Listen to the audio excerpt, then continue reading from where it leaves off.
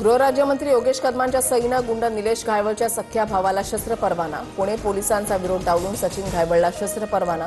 सचिन घायवळवर गंभीर गुन्हे दाखल. सुनावणीच्या दिवसापर्यंत सचिन घायवळच्या विरोधात गुन्हे प्रलंबित नव्हते. शिक्षक व्यावसायिक सचिन घायवळनं माझ्याकडे अर्ज केला होता. शस्त्र परवाना प्रकरणावरून गृहराज्यमंत्री योगेश कदमांचं स्पष्टीकरण.